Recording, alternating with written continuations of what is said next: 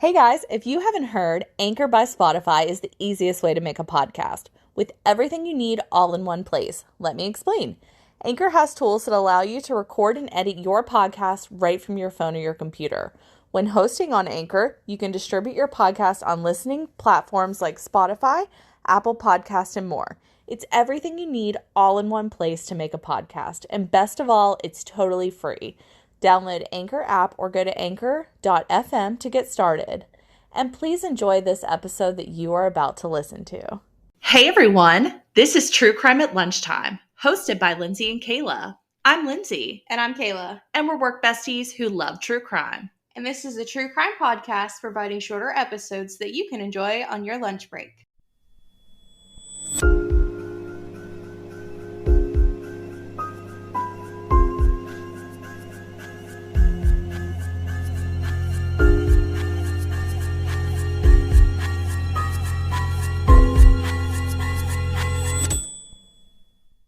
So we don't have a lot of small talk to begin this episode this week, but we did get stickers in. Our first 2 designs out of 3 that we have done so far, the sticker order came in, and we're actually going to be running a giveaway on our Instagram and Facebook. So we'd love for you to go check it out. We're really excited. Let us know what you would like to see these designs on, because I don't know about you, Kayla, but I really want it on a hat. I want an embroidered patch for on my jean jacket. Oh, that's a good one. A beanie. A beanie, yes. A shirt, like a pocket with that on it. I think yeah. it'd be so cute too. I want like a croc charm with it too. Oh my gosh. Not the croc charms. Like I need another reason to buy another pair of Crocs. No, really. They have so many like designs of Crocs. They have cereal Crocs. They have the Margaritaville ones. Yeah, that's what I want. They have the Post Malone Crocs. The Luke Combs Crocs. Everyone needs a pair of Crocs. They're so cute. My husband absolutely despises them. I think they're so cute. Okay, guys, it's time to pop last night's dinner leftovers into the microwave, and let's dig in to the McKay family murders. All right, Lindsay, so hit me with the 3 fast facts I need to know before we get into the case this week. Okay, so these crimes take place over the span of 2.5 decades. The crime takes place in Arkansas, and it has a connection to another popular Southern case. I'm intrigued. Sometimes you might feel like the odds are in your favor, such as the odds of being struck by lightning twice are about 1 in 9 million. Sometimes you might feel at a disadvantage, such as the odds of hitting the lottery twice are 4 in 10 billion, although I don't know about you, but I would just take winning the lottery once. Sometimes, even when we tend to consider the impossible does happen. And on this episode of True Crime at Lunchtime, we discuss what happens when someone who is convicted of murder murders again, and the victims all from the same family. Before we talk about the murder in this case, I want to introduce you to the victims. So when Robert Snowden returned from World War I, he made a purchase that would forever be a part of the history in this town called Horseshoe Lake in Arkansas. He purchased 1,000 acres of land and established a cotton plantation next to the lake about 30 miles from Memphis, Tennessee. All right, I need to see a picture of this land, of this. It's probably a mansion, honestly.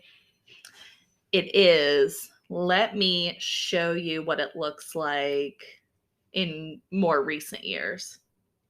And we'll show the pictures on our Instagram of what the house looks like.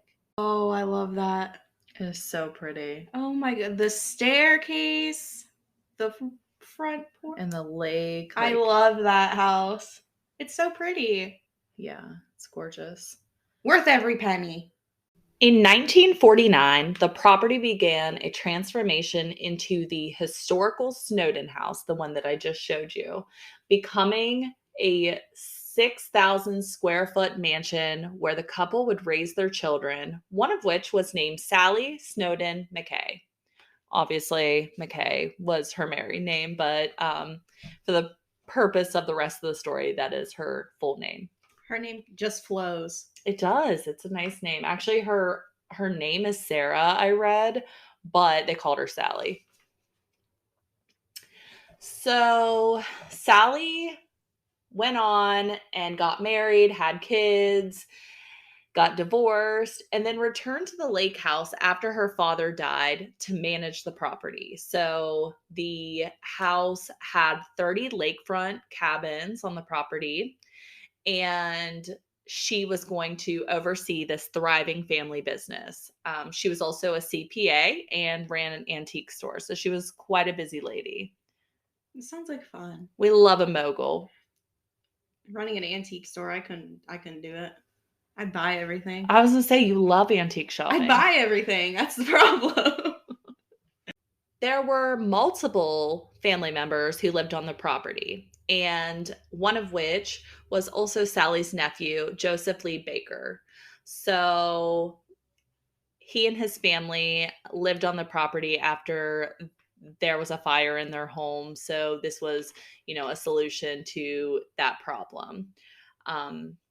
So I think it would be cool to have this huge family historical property dating back all these years, and just having different family members, be a part of it and living there and working there. And I think that'd be so cool. My mind just goes to, I wouldn't have to see any of them because this place is so big. It is huge, yes. Obviously, Kayla's a little antisocial. No, we already knew that. So in the fall of 1996, authorities were called to the Snowden house for reports of a fire. So once the flames were extinguished, they found 2 bodies. So this is just, things are going so well, everything's fine, and then bam, we're hit with this tragedy at this beautiful place. I already feel like I know what's coming. Let me take you then to the murderer. Let's talk about Travis Lewis. So Travis was just 15 years old. Yes, I said 15 years old. I can't even wrap my head around that, but we know that this is not the first time that we've seen the youth involved in heinous crimes. What'd he do is what I need to know.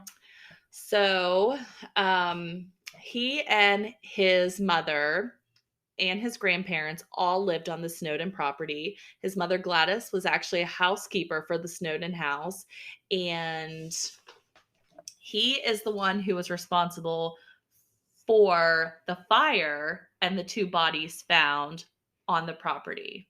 Now you're probably wondering, who are those bodies, and why would this 15-year-old boy commit these horrendous acts?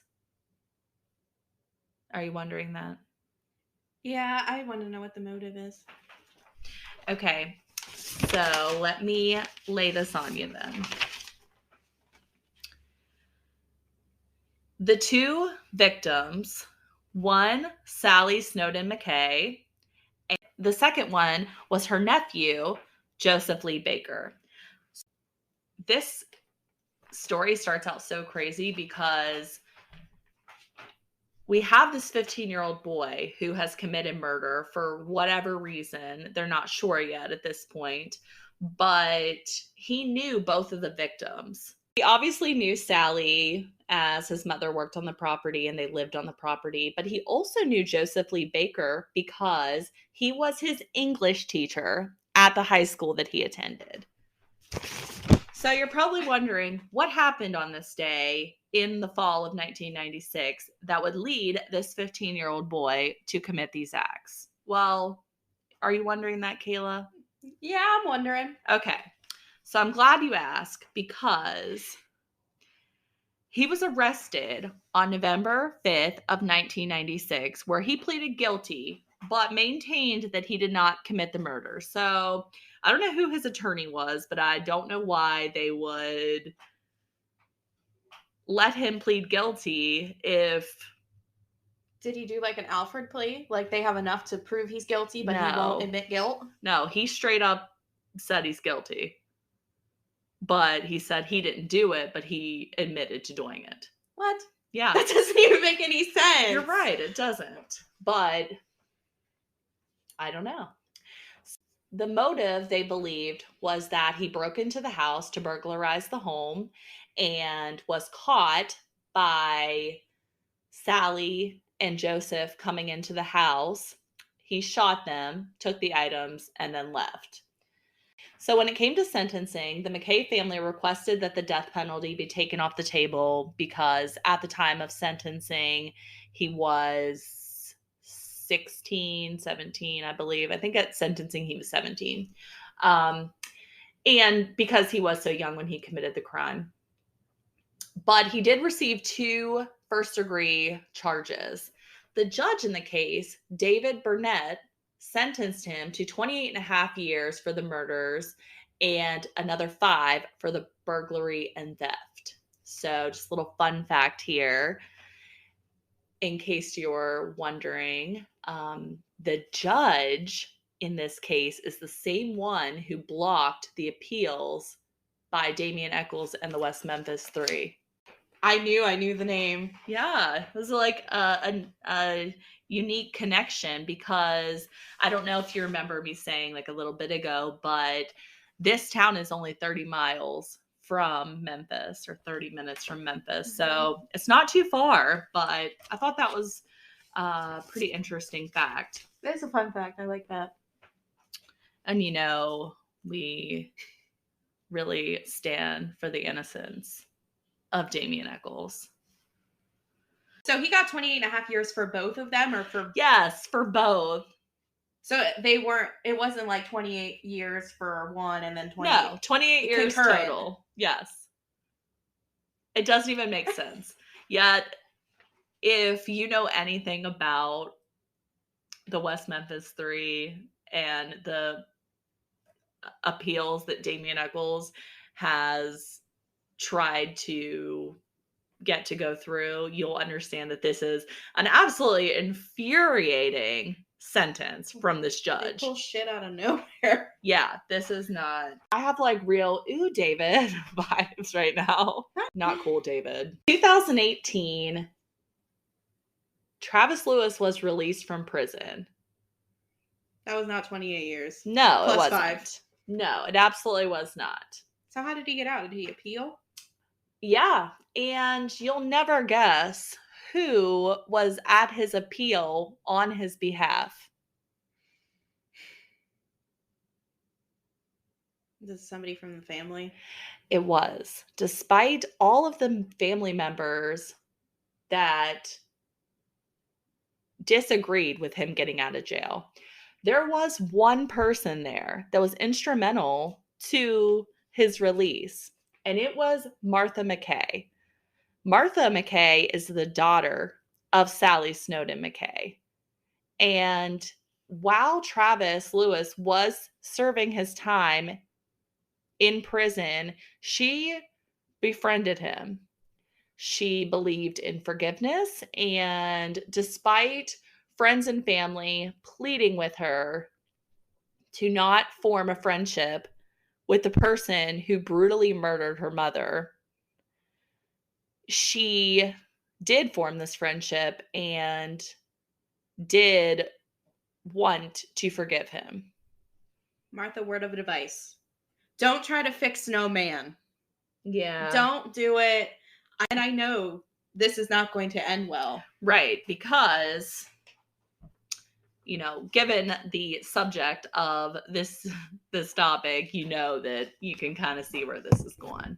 And it's okay to have forgiveness, but I don't think you should necessarily show it in like a friendship kind of way and getting him out of jail. I think that forgiveness and what Martha did is a little bit different. So let's take a look at the case that we did recently. Was it Elise Paylor, where her family, said that they were okay with Royce Casey getting out of jail because he had reformed and they felt like he showed remorse and, but I don't think they were going to visit him in prison regularly and writing letters to him and calling him and stuff. There's a pretty significant difference. Yeah. But despite her loved one's pleas, she did form a friendship with him. And when he got out of prison, she gave him a job working at the Snowden house. So his mom was already still working there, Gladys, who worked there in 1996 for Miss Snowden McKay. She's still working there. Like, how did people think this was gonna work? I mean, Gladys had nothing to do with it. She doesn't have anything. Well, she does have to do with her son, but his actions don't reflect on her at all. So I can see why she's still working there. But just to give him a job, like, where he literally murdered your mother, how can you show your face there again? Right. I mean, when I was doing some research, I just couldn't believe that his mom still worked there. Like, I don't think that she didn't do anything wrong. Like, hear me when I say this, it is not her fault and she should not lose her job or anything because of these actions. However, I just don't think if that were me that I could continue knowing that my child had caused so much pain, but it's not her fault. I'm not blaming her in any shape or form. Yeah, it's kind of like a vibe thing. Like, it's just, things feel really off. Read the room, check the vibe. She apparently didn't read it very well because I would have been out of there, but sometimes you have to think about what their life is like, and maybe she didn't have anywhere else to go. Right.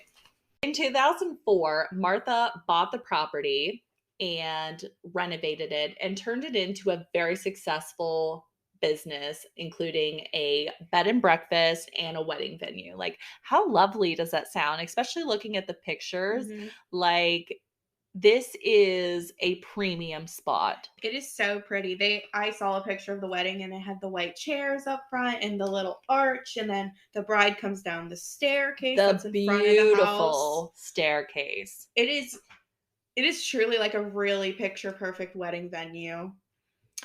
And also, just another little fun fact, the Snowden house was actually used as one of the scenes in the movie The Client in 1994 with Susan Sarandon and Tommy Lee Jones. I know who they are. All right. Never seen the movie, though. Well, to be fair, it was before you were born. It was. So it was March 25th, 2020, when police were sent to the Snowden house from reports of silent alarms going off. So when they get there, they find two people in the home, one dead and one alive. I'm just going to take a guess. Probably Martha didn't make it. So Martha McKay was found dead in the home, and to law enforcement's surprise, there was someone escaping out the window and ran into the nearby Horseshoe Lake. He ran into the lake. Yes. Hours later, the body was rescued, and it was 39-year-old Travis Lewis. Oh my God. Yes. Yeah, you heard that right. 24 years after the first murder at the Snowden house, this one takes place as well. So 3 people have died on this property from the same family at the hands of the same person. That is so messed up to me that Martha forgave you, basically gave you your life back, when a lot of people wouldn't do that. Like, in our society, once you're in prison, it's very hard to come back from that, especially for what he did. And then the fact it's like from her daughter. But that is absolutely terrible. Yeah. And how did she die? Some reports say stabbing and some reports say bludgeoning. So violent and personal either way. Yes. And you're probably wondering, what would be the motive to this murder? He's nuts. Well, I mean, obviously he was not reformed and should not have been let out of prison. I think that goes without saying. But Martha had actually sold a elaborate chandelier for $10,000. And she had actually kept a diary, wrote in her diary that she sold it and where she stashed the money and who was there that day in the place. And Travis was there the day that the money was put in this specific place. At some point after, the money was missing, and it was found out that he took the money and he was fired. Gladys warned Martha that Travis was going back to his old ways. So she did have a heads up that maybe he wasn't in the best headspace or, wasn't following the straight and narrow. I just hate that he keeps trying to steal from this family that has done everything for him, and not only him, but for his family too. I mean, they had given Gladys a job. His grandparents and his mom and him all lived on the property. I mean, this was a gorgeous property. And granted, I don't know what the financial situation was or, anything like that, but it also just doesn't make sense that this family was so caring to this person and he betrayed them so many times. And just based on what I get from the Snowden McKay family is that even though they would have caught him stealing it, I feel like they wouldn't have reported it to authorities, and he probably wouldn't have faced any legal repercussions for it. But obviously he's going to face legal repercussions when you stab or bludgeon somebody to death after they find out what you did for the second time. Absolutely. After he was fired, the next time that Travis returned to the mansion, it was to murder Martha.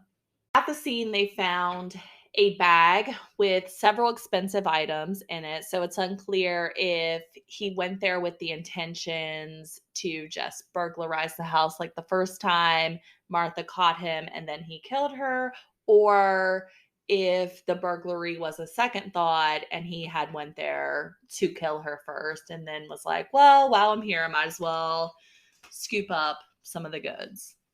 But I'm thinking maybe the first one. Yeah. Just because it is literally the same thing that happened 24 years ago. So messed up. Yeah. An autopsy was performed of Travis's body, and they found cocaine, meth, and marijuana in his system during the time of the attack. He drowned in the lake, didn't he? Yeah. Oh, gosh. So there was not just one person who died that day. There were two at Horseshoe Lake. The house was then put up for sale in 2020 and has sold and been taken off the market. It was a heavy one, quite the doozy. It was. When you came up with the theme for this week, I was kind of like, what? But now that you told this case, I can see why you really wanted to do it so bad. Yeah. And as I started doing some research, I started finding other cases that kind of fell into this category that I didn't even realize. And it is just, I don't think that most people could fathom being affected by this level of crime in their family. But to have it happen twice, it is just devastating. Devastating for all the people that knew the Snowden McKays. Yeah, it was a real heavy one. And Bakers. And the motive to me was shit. It was a far-fetched motive. Yeah. That concludes the murders of Mary Snowden McKay, Martha McKay, and Joseph Lee Baker. So if you enjoyed this episode, please let us know. Give us a review, stars, shares, likes, follows, all the things. Go enter our giveaway for our sticker giveaway. We're going to be giving 2 of our listeners 2 stickers each. So we're excited. to have people out there with our merch in their hands. So exciting. And just shows us all the possibilities of the things that are yet to come for this podcast. Yeah, please enter, because one day when we turn out big, you can be like, oh my God, I won their first giveaway. Look at this exclusive merch. The exclusive first set of merch. Yeah. And as always, work besties, stay saucy.